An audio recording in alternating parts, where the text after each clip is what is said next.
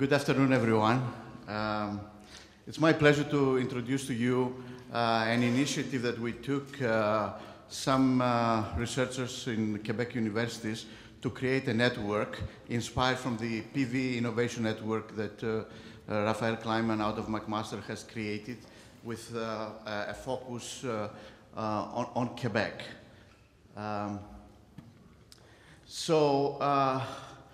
Centre de Technologie Avancée de l'Énergie Solaire, that's CTAES, our title. And the idea is to build a research community that talks to each other. Especially in academia, people work in isolation, they do their little project, they get one grant, maybe they have one industrial partner. The grant finishes, great, let's move to something else and so on. But if you want really to develop technology that you will see the technology transfer to industry, you need this critical mass and people talking to each other and building bigger groups. So that's the idea behind this initiative. So we're a multidisciplinary team. There is a group of, oops, I'm sorry. I thought this was a pointer. Here there's a pointer. It's heavy on the engineering side. 18 engineers, 12 scientists. Usually we see scientists leading, but if we want to take things out in industry, I think engineers have an important role to play, especially when it comes to an integration approach to PV.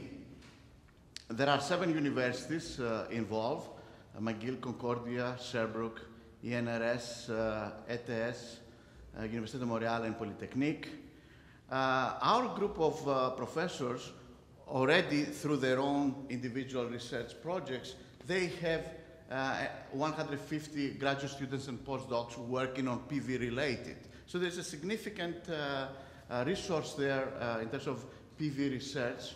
And also the individual professors have been successful attracting funding in terms of equipment to have state-of-the-art laboratories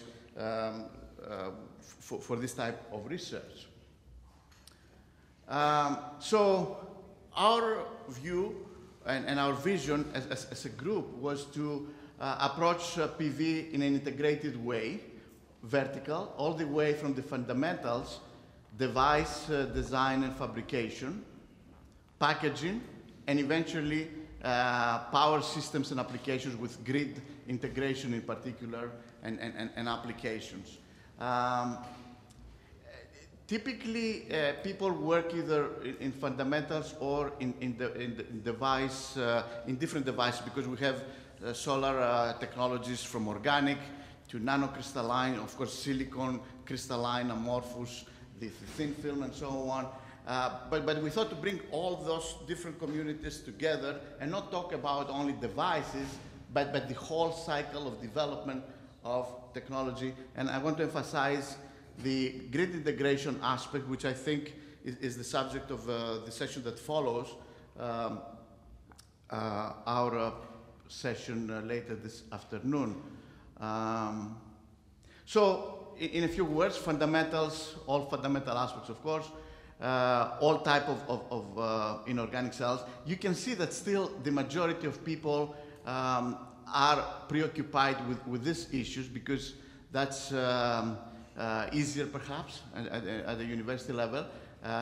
Packaging, 6 researchers, including solar concentrators that Richard and other people from Sherbrooke and here, of course, the University of Ottawa, they are leaders. Grid integration, we have 7 researchers, including 2 Hydroquebec chair holders, one at Concordia and at McGill, and 1 junior Hydroquebec chair, and an industrial shareholder also looking on integration of PV to solar farms and so on. So it's quite nice mix, blend of expertise. So someone, because when you live in Quebec, immediately you will be asked, why solar? Quebec is renewable, it's hydropower, Hydroquebec, and I'm happy today we have Martin Simoneau, who is going to talk about Hydroquebec's vision. You know, is green energy already? Why to be involved with PV? Well, Richard Drouin, former president of Hydroquebec, who was the president of the World Congress on Energy last September in Montreal, he gave an interview in La Presse, and really about the future, the next 10, 20 years, even for Quebec, he recognized that new technologies where Quebec can play a role, that's the future. Of course, we have to define that, what it means concretely, because it's nice in general terms, all we agree, but how we translate this to a plan of action eventually. Another important strategic thing for Quebec is that the Quebec government last year announced a new strategic science policy, and they included some big projects, projets mobilisateurs. One is the ecological airplane, and the other is the electrical bus of the future. Interestingly enough, till recently, myself, I was totally oblivious of this interest. The aerospace industry is looking at photovoltaic systems to lower their carbon footprint for the future. So Bombardier Aerospace is involved, and actually they're one of the sponsors of this group. And of course, Hydroquebec has a big investment on electric vehicle transportation, and then immediately there are issues about car plug-ins and the grid stability integration issues coming from that. So a group on photovoltaics obviously has a connection to this big project announced by the Quebec government. And Hydro-Quebec, Gaetan gave a keynote presentation Monday morning, the director of Hydro-Quebec's institute, and later we're going to hear from Martin about that. The group has already small relations with industry. As we will see in a minute, the industry is not that big in photovoltaics for Quebec, or of course, things have accelerated tremendously in Ontario, but not as much outside. But nevertheless, the group has done or is doing work with companies like Hydro-Quebec. I mentioned the two Hydro-Quebec chairs. One of our colleagues is working with Électricité de France for managing renewable integration into the grid, mostly from the wind side, but solar in France is becoming important. Of course, we're going to hear from Jean-Nicolas from 5N Plus, a success story. Targray, another company, Solaris. Even Shot Glass of Germany is supporting one of the professors in the group in terms of silicon purification technology. And the concentrated PV with Opel and Cerium. So we mentioned Hydro-Quebec, Bombardier.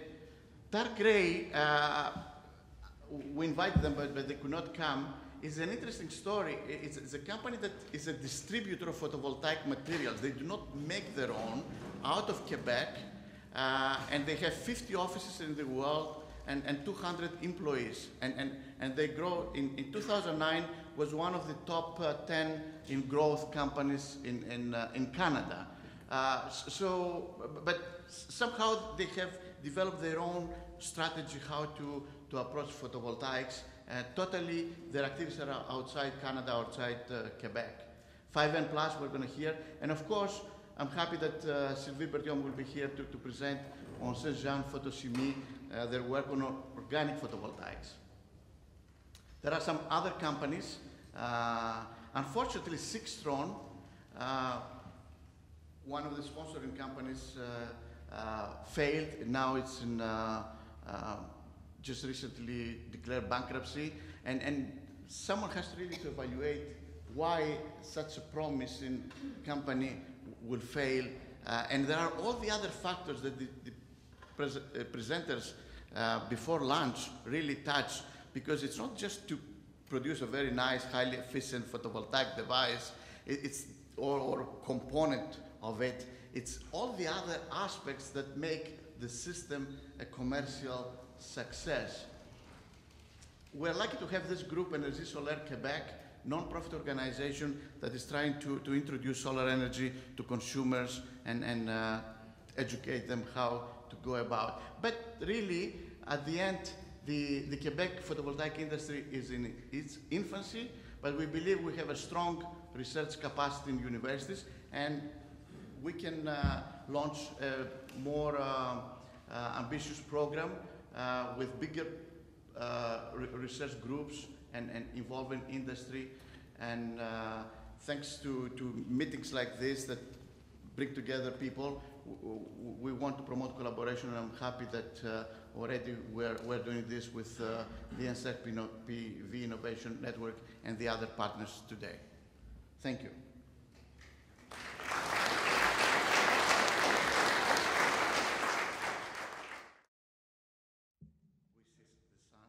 Yes, a question here. In Quebec right now, there are talks about shutting down the Gentilly nuclear plant. My question is, considering the fact that one of the biggest problems with solar energy is its intermittency, and that Quebec has so much hydropower, which actually is ideal to deal with that, have there been any type of serious plans to look at how actually solar could be used to replace Gentilly? Well, that's for Hydroquebec, Martin Simoneau, to answer that question. But definitely an issue there is energy storage. And other people mentioned that because of the intermittent nature of solar, you need good storage facilities to smooth the integration. But that's Hydroquebec. If I can add something to that, is that there's been data as well that has shown that solar and wind are complementary in terms of intensity. And Quebec already has some wind base, which would add to the value, I guess, of combining solar and wind in Quebec to have something even more stable.